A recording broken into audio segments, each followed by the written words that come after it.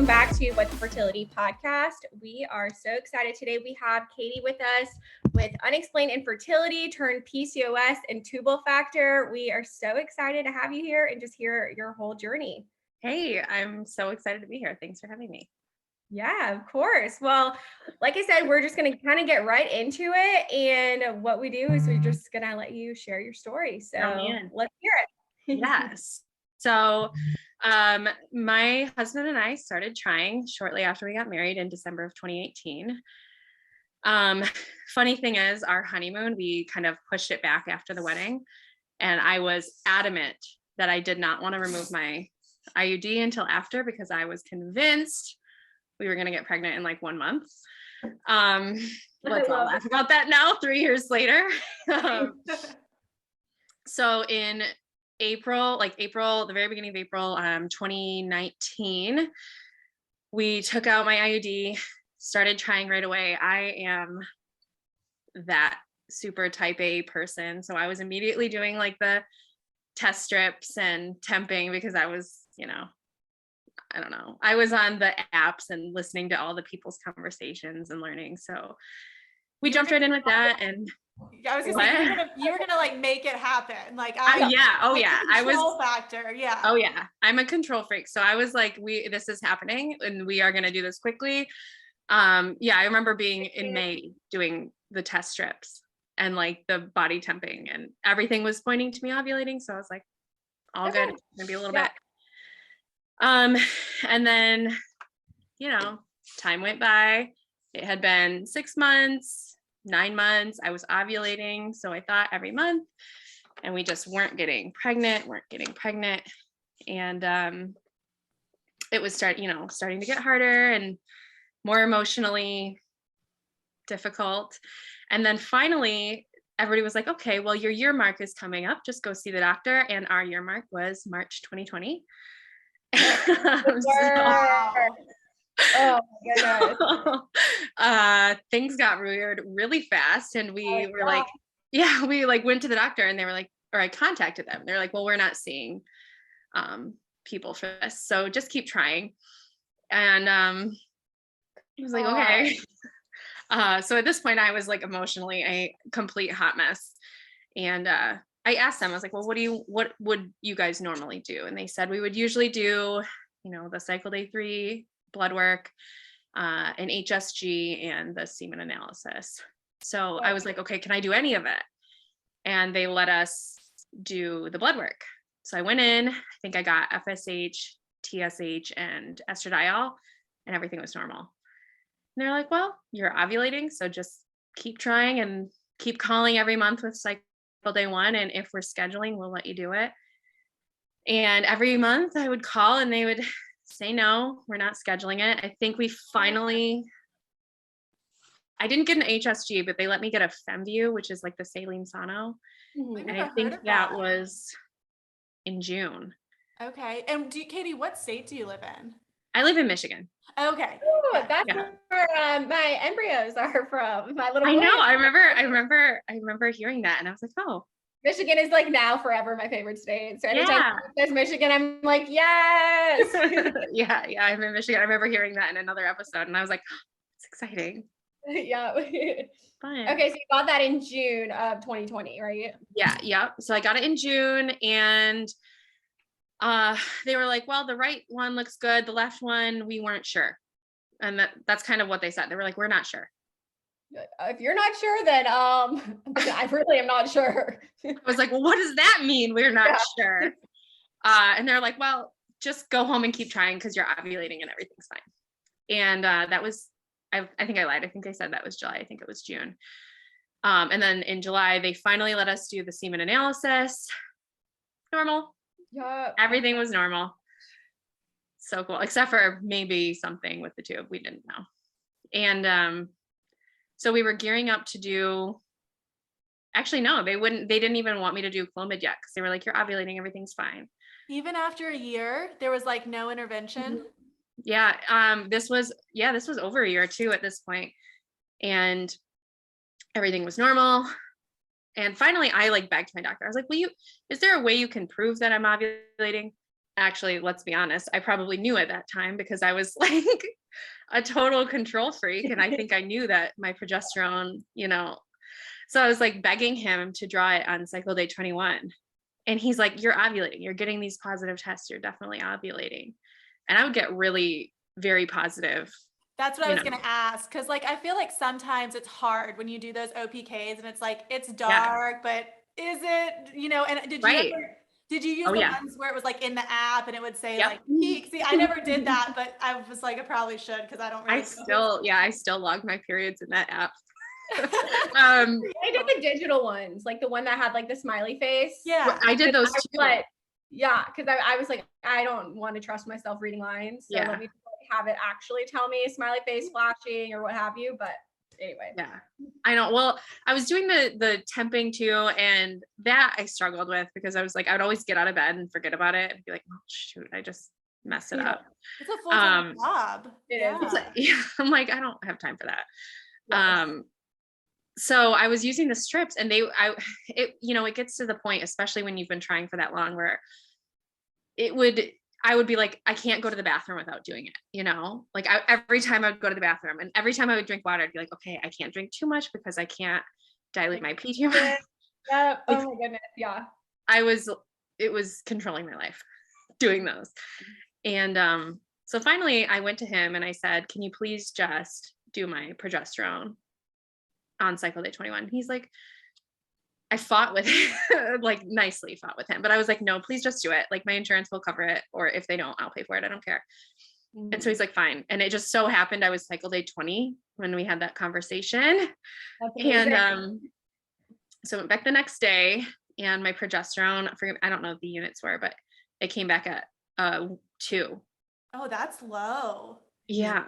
And he was like, he called me and he was like baffled. He was like, you said you got a positive thing this month, OPK this month. And I was like, I did. But he's like, when was that? And I was like, a week ago. And it was a 2. So he made me come back in the next day and it was lower. Did you feel so like, told you so? Yeah. Yep. Like, I knew it. I did. I was like, because I was convinced at this point. I am the type of person that I like was reading and listening to, reading articles and Googling and my husband's like, you're just freaking yourself out. And I'm like, okay, but now look at what I did. Clearly you have to be your own advocate because they would have just kept letting you go. Yeah. Oh yeah. And I feel like that's something that has come up with us so many times, especially with the hydro stuff later, that I really had to push for so much of what we have found out. So yeah, I went back the next day and it was lower and he was like, okay, I guess you didn't ovulate. That's super weird. Let's do Clomid. And wow. Do you know, Katie, like what number? Cause I don't, is it like over 7 or over 10? Like what number are you supposed to I have heard, so my OB and my RE, everybody has a different number. And it's funny because I've asked on my stories this question so many times. My OB used to say he wanted it above 15 because I was medicated, but my RE says above 4. Huh. I have no idea. Difference. Wow. Well, I'm glad. I mean, I'm not glad it was below 4 for you, but at least it wasn't like 4. And then you've still been kind of stuck. Okay. So you started Clomid like a year and a half after. So yeah. So now we're in like August. So we're pushing a year and a half. And I remember that month I took it, I was on the lowest dose, took it and I had my progesterone and it was like 25. I ovulated. I was so happy. Of course I was like, I'm pregnant. I wasn't. And that's okay. Cause I was like, okay, that's fine. Next month for sure. And we did it again, same dose. And I didn't even ovulate that second month. And I remember we were like at like a barbecue or something. We were outside at somebody's house. And I remember listening to the voicemail and just getting up, walking to the car. And by the time I got to the car, I was just sobbing. And thinking like, oh my God, I didn't ovulate. That is like the worst news ever.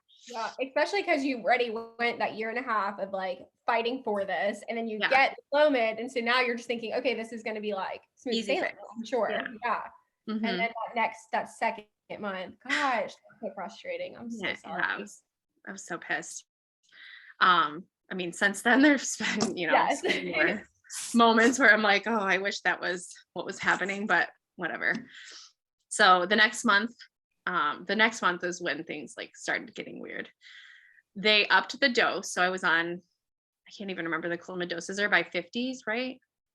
I didn't do Clomid, but I know so many of our listeners are like in the stage you're talking about right now, where they've done like 1 or 2 cycles of Clomid. And I love that you're sharing this because they're like, well, why didn't it work? Like, should I just do IVF? And I'm like, well, it's going to take a couple cycles. Like, just hold on. Right. Oh yeah. I was like the medicated cycle queen last year. Oh, over it. But yeah, so the last one we went up, I can't remember the dosages of Clomid because it's been so long, but we went up to like the second dose. And it was October of 2020. And I remember my progesterone was high. It was like above 20. And it's kind of weird in my memory. I don't remember a ton, but I remember my parents were here and it was like the week before Halloween, a couple days after my progesterone test. And we were going to go out to dinner. And my mom was like, I remember saying I wanted to drink. So my mom was like, well, you better take a pregnancy test. Because at this point, everybody knew, that we were trying. And I took it and it was negative. I was like, okay, I'm not pregnant. So that night, my mom and I had some glasses of wine. We had, had a great time. Popping bottles. Popping bottles. Yeah. 100%. And then the crazy thing is I got what I thought was my period. Looking back, it was like lighter. I've always had like a really short cycle, kind of a short period, light period. And I got what I thought was my period. Looking back, it was like maybe 24 hours and kind of light. So I was like, okay, well, Clomid didn't work. So I reached out to my RE and she had me do blood work for baselines. And I did all this blood work for her, scheduled my HSG, all this stuff. And I was looking at my results that night while I was doing parent-teacher conferences because I'm a teacher. And it was virtual because, it was 2020. Yeah. So I'm like at parent-teacher conferences looking at my stuff and all of a sudden my beta comes up as 29. And I was like, what? Oh. And I know. You're like, I'm pregnant. Are you like on video right now, or was it like in between conferences? It was in between, but I was like losing my mind. Like I went like peed in a cup and had a little pee cup like right next to me. And I was like just test after test. At it. Oh my gosh. Okay.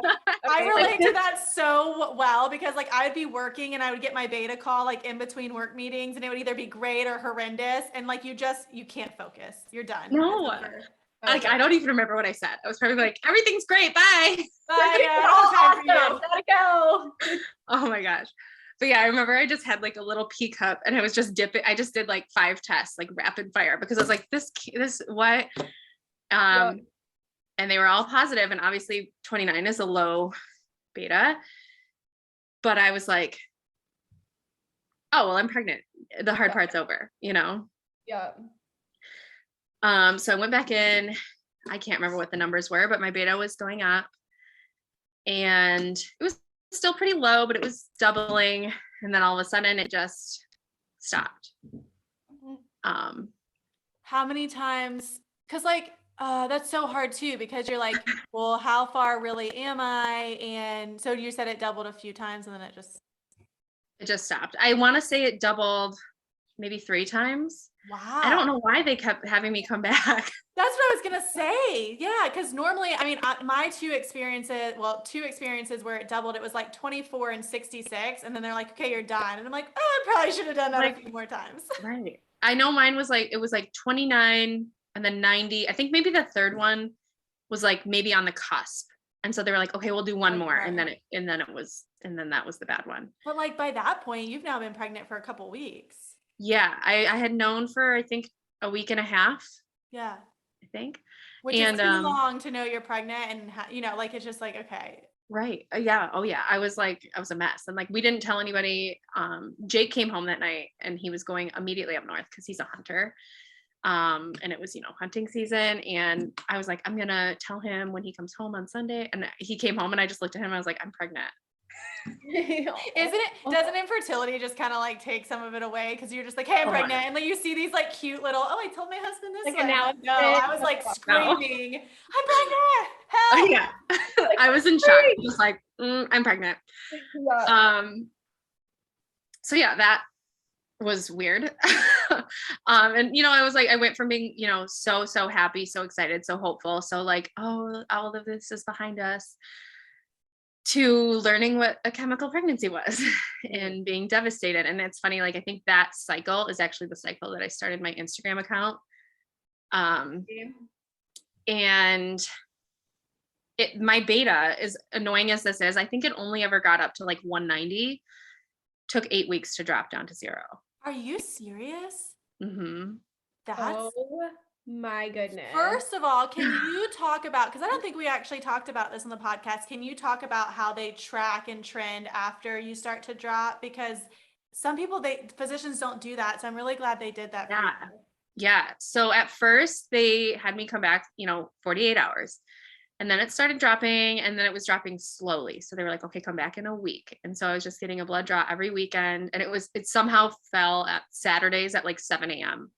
Of course. So for like 5 Saturdays in a row at 7 a.m., I was going to the fertility clinic to get my blood drawn. I remember it was like 2 weeks before Christmas when it was finally, I found out I was pregnant the day before Halloween, and 2 weeks before Christmas, I was finally not pregnant again. Oh my gosh. So the whole holiday season. Yeah. Yeah.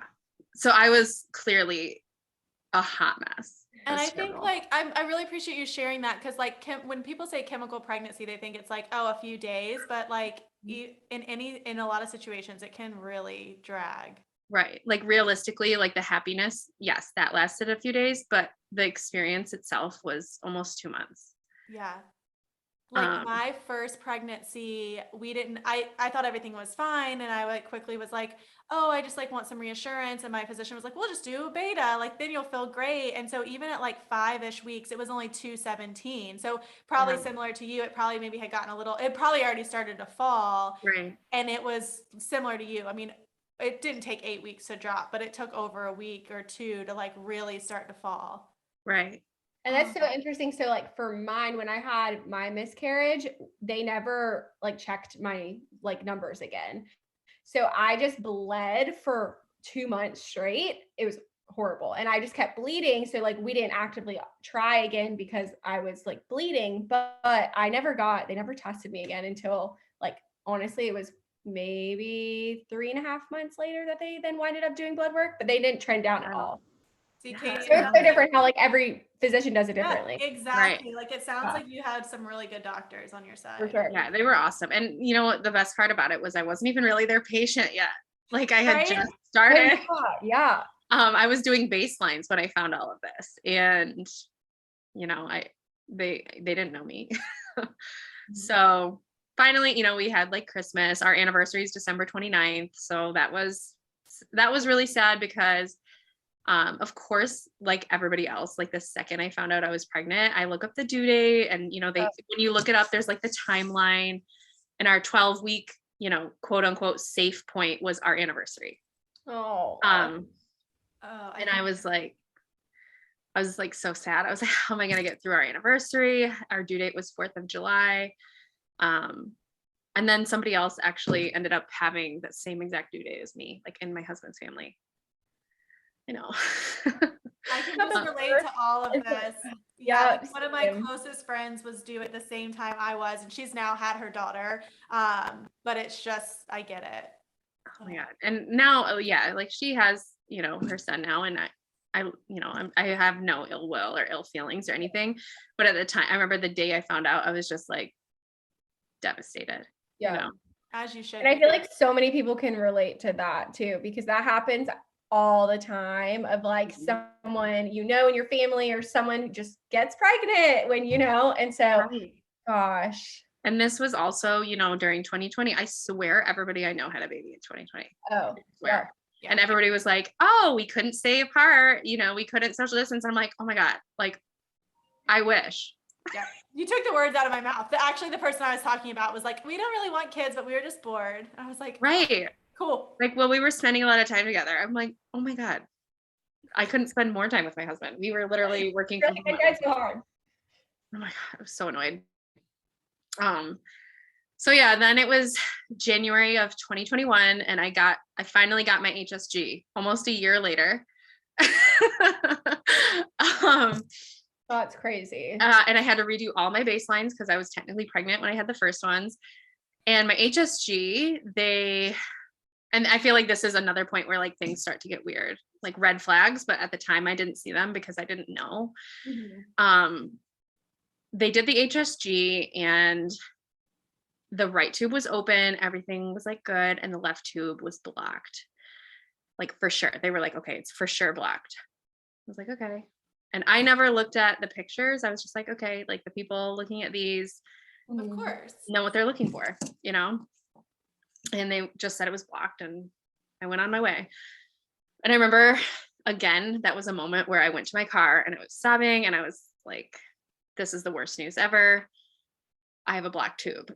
Were they letting your husband, because I know with COVID, like they didn't let spouses in a lot. So you had to do this by yourself too. Yeah. Sorry. A whole other factor to that. He's never been to any of my appointments in 3 years. Oh my God. Really? I feel like South Carolina, because Amanda's in North Carolina and it was a lot stricter, but like South Carolina, that's why I asked where you lived.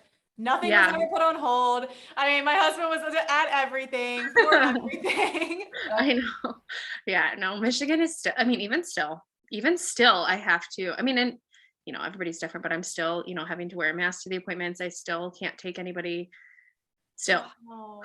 That is so frustrating. Just like going through infertility stuff anyway, you want your spouse there because it's so isolating and I mean, it's emotional and traumatizing. It's scary to do it by yourself. Yeah. Right. I know.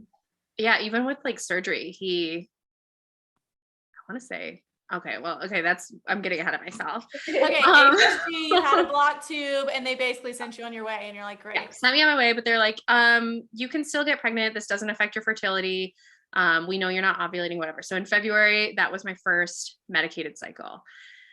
And I was doing letrozole with a trigger shot because we knew I wasn't ovulating. And I remember at that point, like I was excited, just like I was with Clomid. I was like, okay, this is it. This is our quick fix. Our doctors were like, the chemical was a fluke. It happens. You don't ovulate. We just got to get you to ovulate and we'll be good. Like they were like, this will work for you. So I did a medicated cycle in February. I did one in March and I did one in April. And then I started like my May cycle started in the end of April. So starting my fourth one, no pregnancy yet. And then at the very end of April last year, and I'm like, have to be like careful. I don't want to like give too much of this person's information away.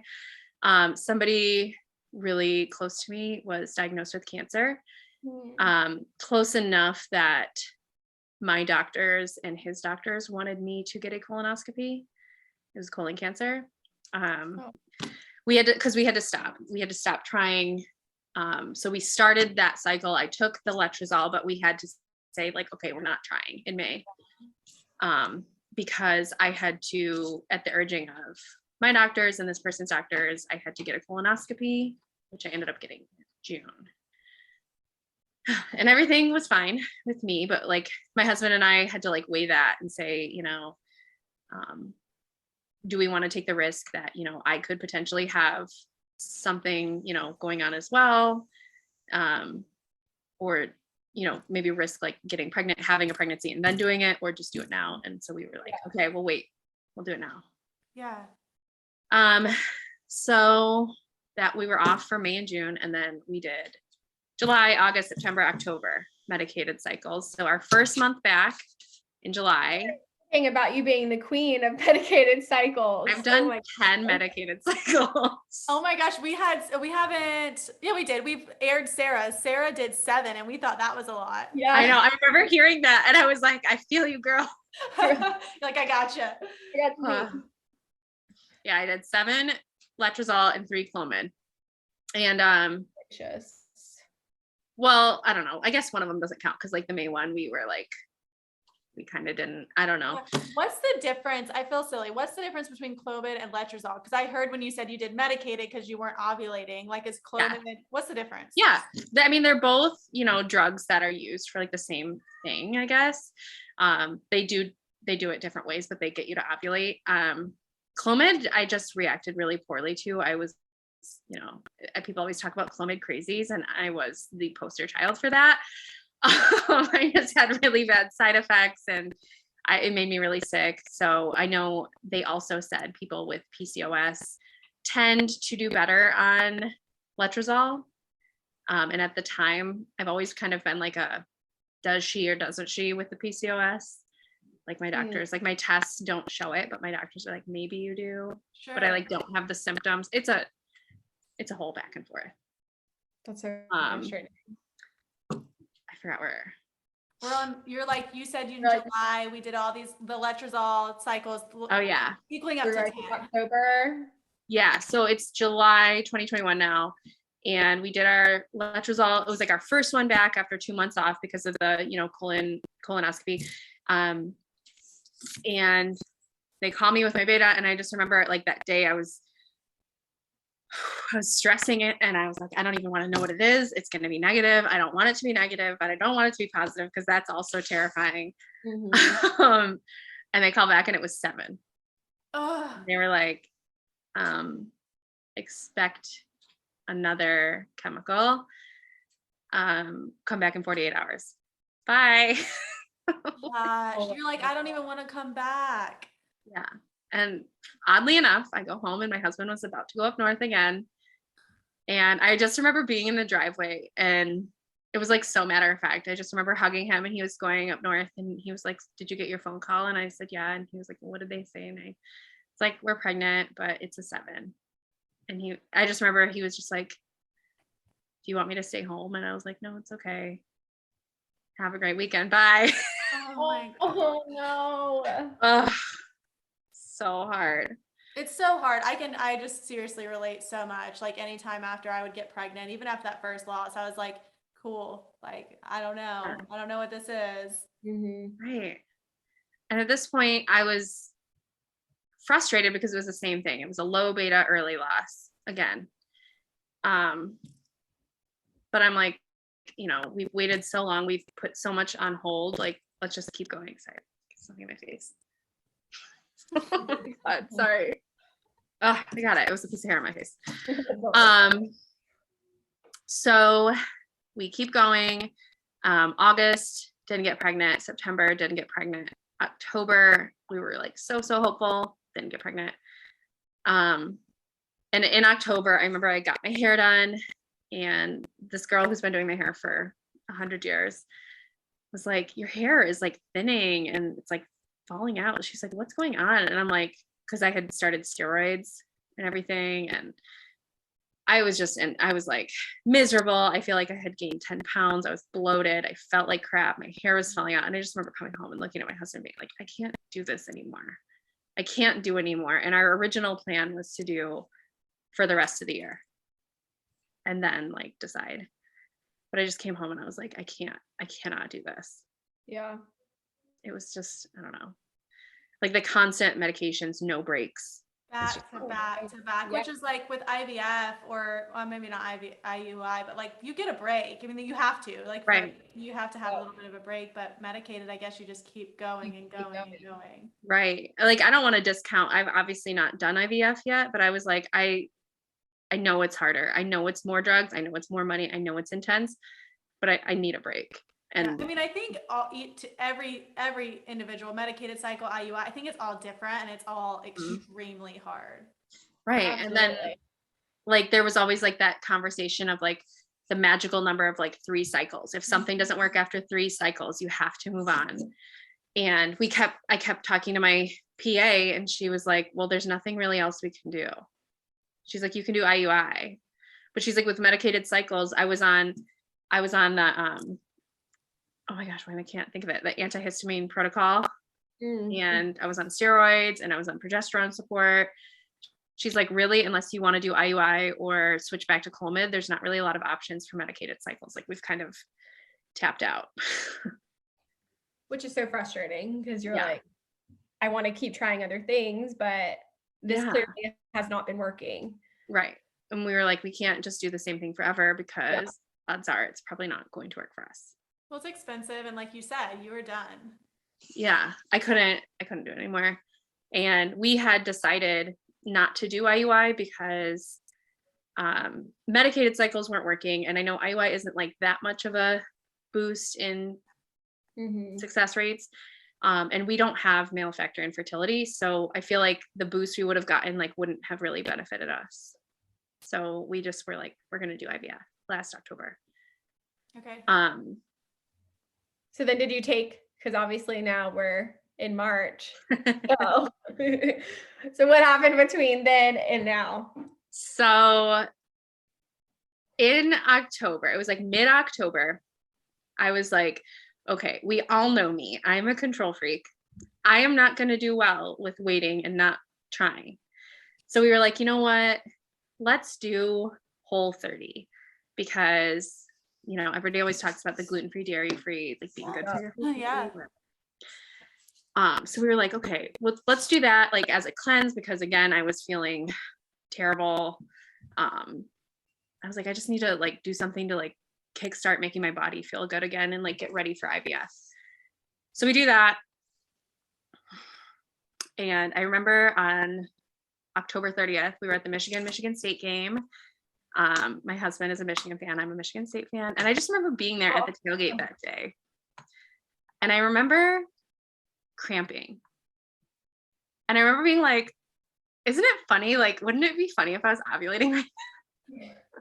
You're like, we got to find some space. Like, let's go somewhere right now. No, I was the opposite because I was like, we are doing IVF. Like, we have decided, you know what I mean? I was the opposite. Oh, I get it. Yes. Totally get that. But at this point, I was like, wouldn't that be funny if I was ovulating? Like, that'd be funny.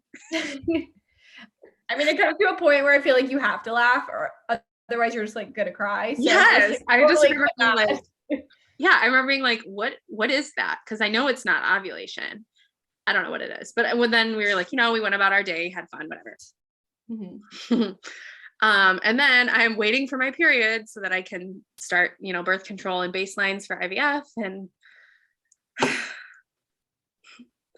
And, you know, I'm like waiting. And it's one of those moments, and I feel like I've heard this on the podcast where like, I'm usually so on top of it. I'm very regular. I always know when my period's going to be here. And then it was just one of those moments where I was like, it's been a while. yeah. And of course, like I had gone to the gym that morning and I came home and I was about to get in the shower and I took a pregnancy test and it was positive. And at this point, you're probably like, what does, I don't know how to feel. Yeah. 100%. I was like, excuse me. Yeah. Because you're immediately excited, but then at the exact same time you're excited, you're terrified. And you also don't want, like, if it doesn't work like it has in the past, like you don't want to then to postpone even more your IVF cycle either. That was immediately my thought. And you know what's funny is immediately my thought too was like, this is annoying. I was like, what do you mean?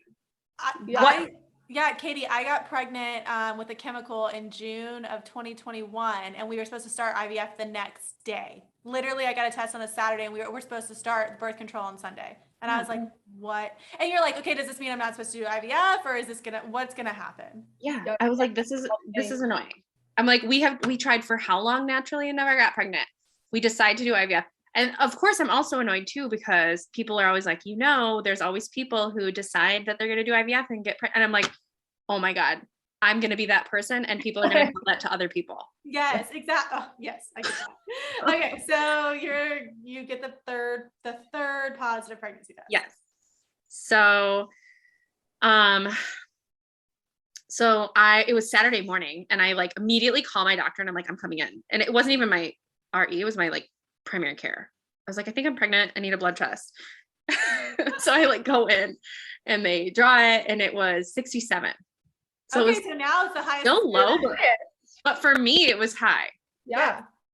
And I was like, super excited, but trying to like, you know, like as many times, you know, as this we've gotten excited before. It didn't pan out. So I didn't tell my husband this time. And I got my second beta, and it was 171. And I was like, oh my God, this is it. It's crazy. Yeah.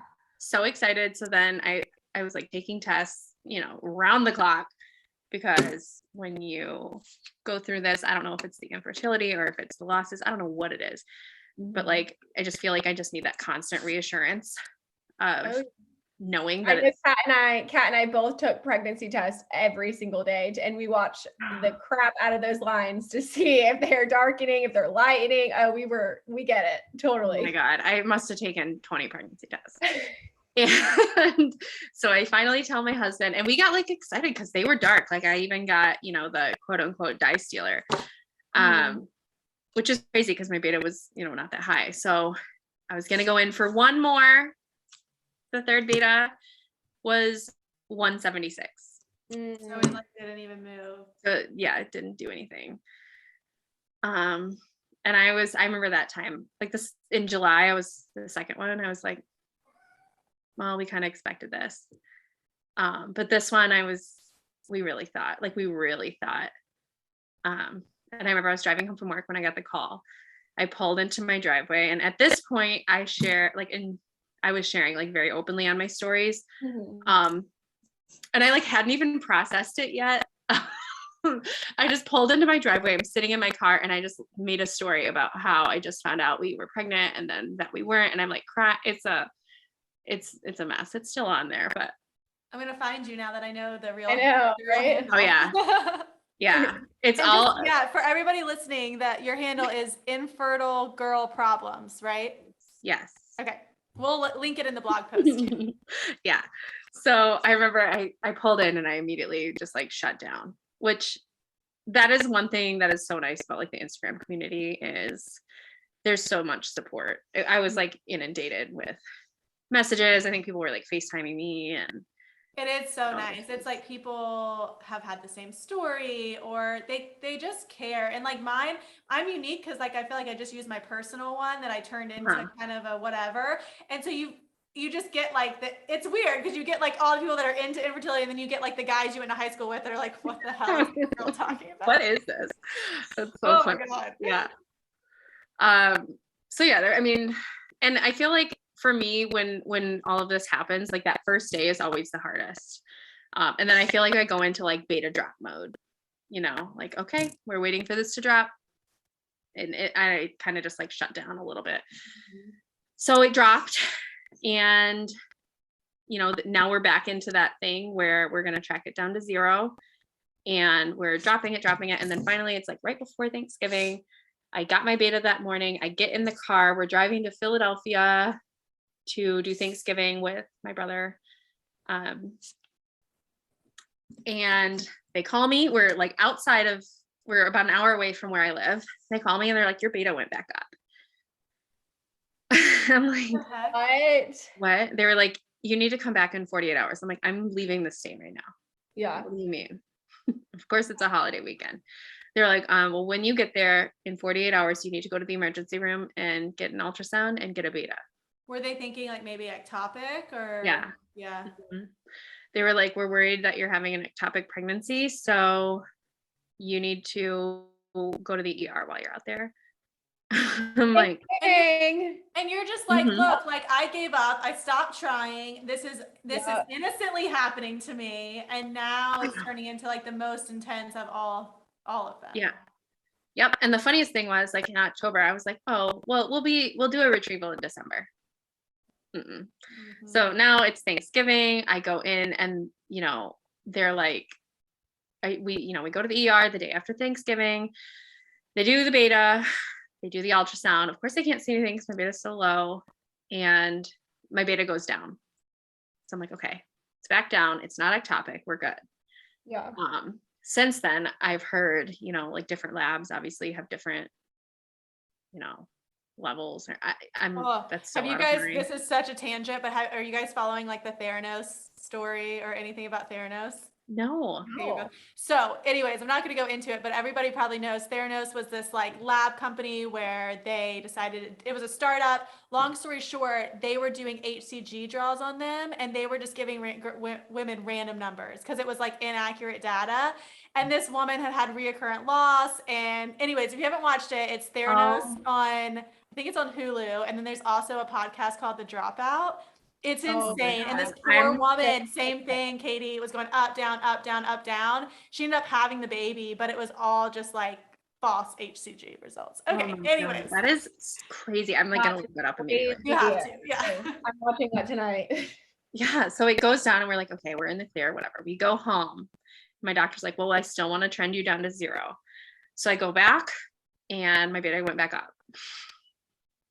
Maybe you were on a Theranos lab. Right? That's why, like, that one that went down. Like, that one that went down was the only one I didn't get at the same lab as the other ones. Interesting. So I'm like, I don't really know. Yeah. This is so hell. I go back 2 days later, it goes up again. And are you still like when it's going up and down, still like in the 200 range, like 200 range? No, it was less than 100.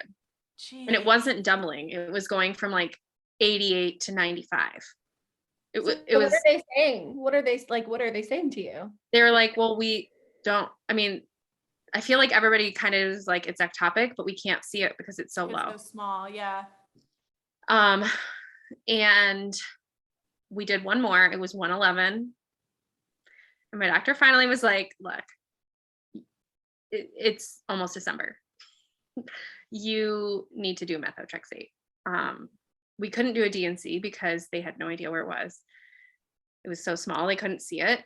They were like, we're pretty sure it's in your tube. Your betas are reflective of an ectopic. You should do the methotrexate so that you can like move on.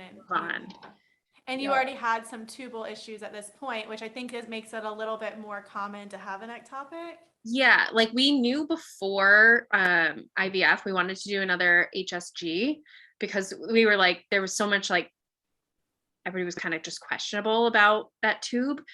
But we never suspected what it turned out to be. Mm-hmm. So I did the methotrexate. It was hard on me, but it was only bad for like a week.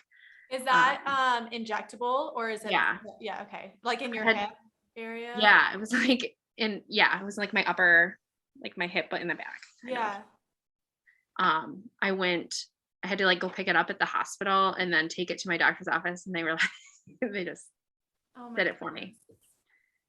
But then, it dropped right away. I think like the first one goes back up and then it drops. So now we're in December and I'm like, well, I originally wanted to do a retrieval in December, but that's not happening. And after doing methotrexate, we had to wait 3 months. Oh my, so we're like now, like where we're at now. Mm-hmm. Oh, that's so frustrating. I know being type A and wanting to control it and be like, I was controlling this and I freaking got pregnant and it was this. I know.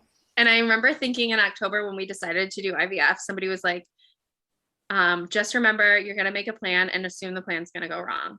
Mm-hmm. And I'm like, that is the story of like, we decided to do it 6 months ago and we still haven't done it. Yeah. Story of my life too.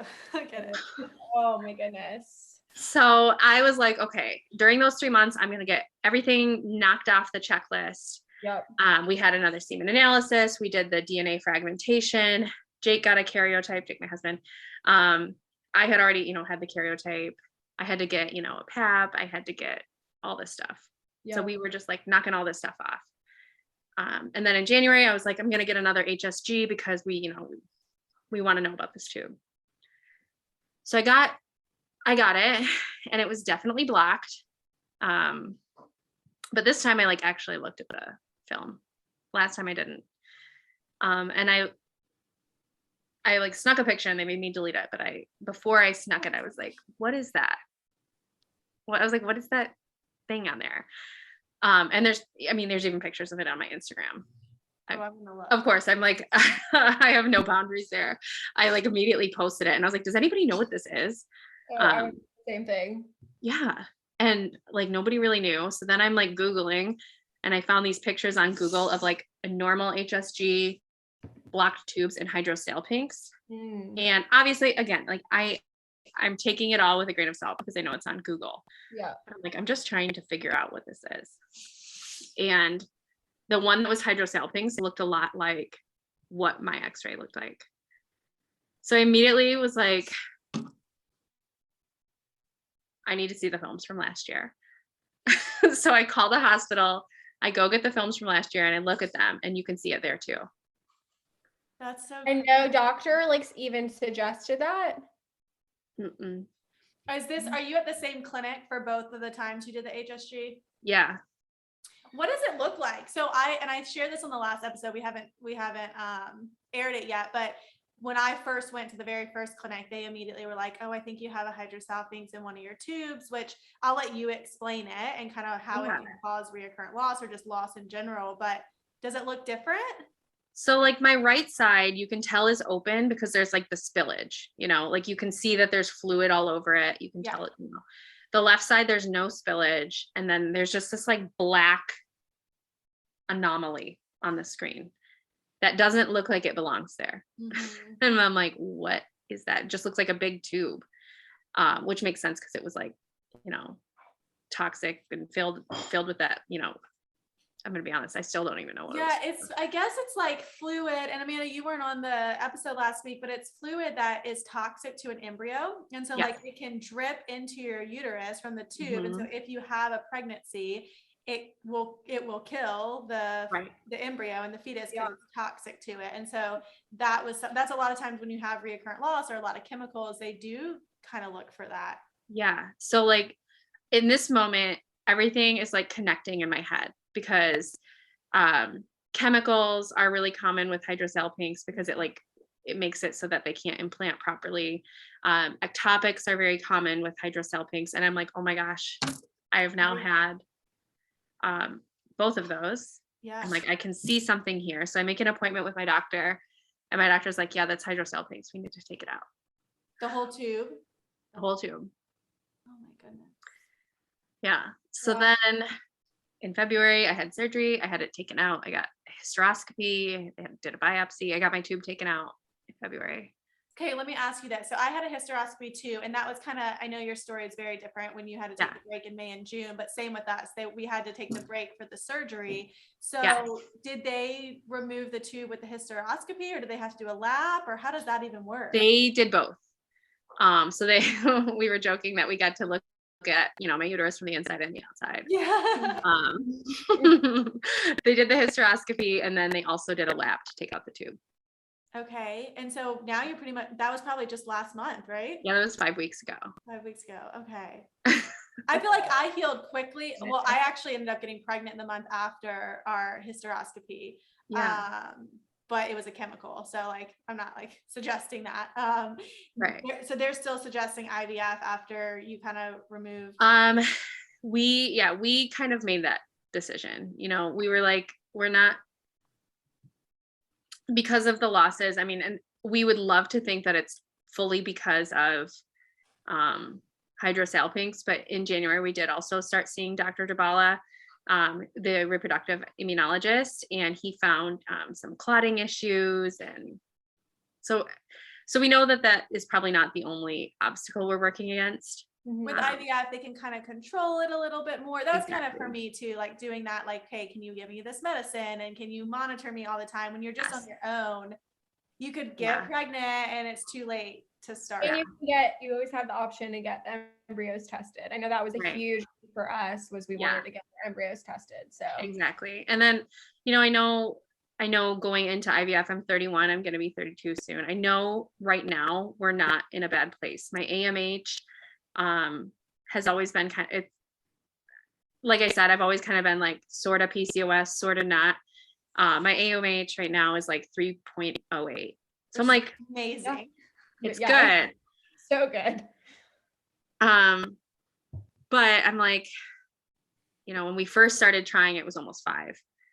So I'm like, for like my mental, just want to do I just want to bank the embryos,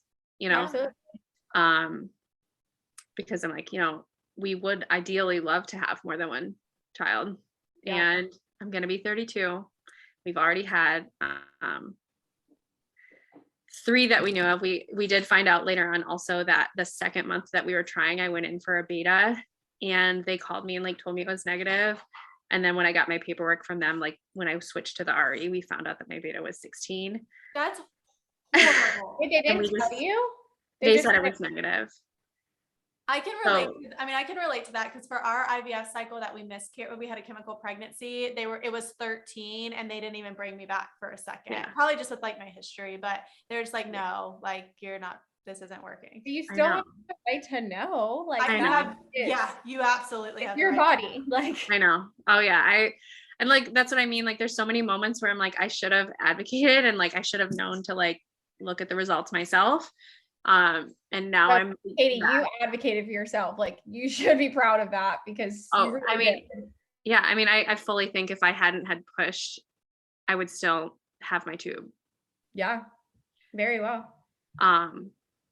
But yeah, so I mean, it's just there's so many things, and I'm like, I will never just take somebody's word for it. I want to look at all of the results with my own eyes, and I feel like that is so important for everybody to do.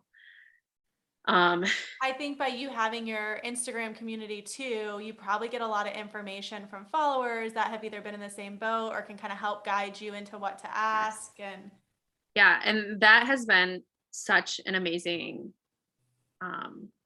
thing for me. I've learned so much, and like that has made me able to advocate for myself. And like I always have people messaging me. I had somebody message me and send me their HSG pictures, and they were like, does it look like yours? And they were like, what questions should I ask? You know what I mean? Like, yeah. I'm obviously not a doctor, but I will tell you what I would say if I was looking at that as my own. Yeah. And how I would approach it. So yeah, we were like, we've had the 4 losses. We just don't want to have. I'm really excited for you and your IVF journey. So when does that start? I start Stims next Friday on April 1st. Oh my God. Oh, type A, you get to start on the 1st of the month. That is the best. I know. And it's like funny because I'm like, oh my gosh, this whole journey just feels like such a joke, doesn't it? Of course, I'm starting on April Fool's. Oh my gosh, I did not even think of that. I know. You're doing it with Durbala, like on a Durbala reproductive immunology protocol? Yes. Oh, yeah. That's so cool. I hope you connected with Amy or connect with Amy. I did. I like, and some of your episodes, I've reached out to some of the people and just been like, oh, especially the Durbala one, I did reach out to her and I was talking to her about it. And yeah, I've definitely connected with some of them. I'm definitely envious of her, and I'll be envious of you too to get to do your first round of IVF with immunology protocol, because I think people with recurrent loss that don't do that. I mean, I'm a perfect example. I did, our IVF. So we started July 3rd, and I didn't transfer until November 15th. Like, God, that's like half a year. And then I ended up miscarrying it. And it's like, okay, well, should I have what should I have done differently? And everybody's story is different, but I'm really excited that you're doing immunology. You have that piece of it. Yeah, I'm so excited. And like I said, like he found things that weren't even on my recurrent loss panel. That's what Amy said. And like for me now, like with my current pregnancy, like the Lovenox, like I don't know if you're going to go on Lovenox with your clotting, but even my OB is like, I don't think it's doing anything. And I was like, well, I don't care. I'm like so into it. Yeah, like exactly. Everybody's like, Lovenox is terrible. I'm like, okay, well, if that's what's going to help, I will do it for the entire pregnancy. I don't care. Yeah, it's fine. It's not that bad. Yeah. Yeah, so we're going to do that. And, the funny thing is also our retrieval is going to be around Easter. And my best friend, when I told her, obviously we don't know when it's going to be, but we can kind of assume it's going to be around there. My best friend was like, oh, so it's like the world's most expensive Easter egg hunt. Oh my gosh, that's so funny. I was like, I love that. That's really good. Oh my gosh. Well, I want everyone to follow your journey. So again, it's Infertile Girl Problems on Instagram. Yes. Do you have anything else you want to share with everyone? I mean, honestly, the only other thing I feel like is so important to say is ask questions, get second opinions, look at your test results. If something feels wrong, like keep pushing. Yep. Absolutely. I love it. Thanks so much for being with us, Kaity. Of course. Thank you guys so much.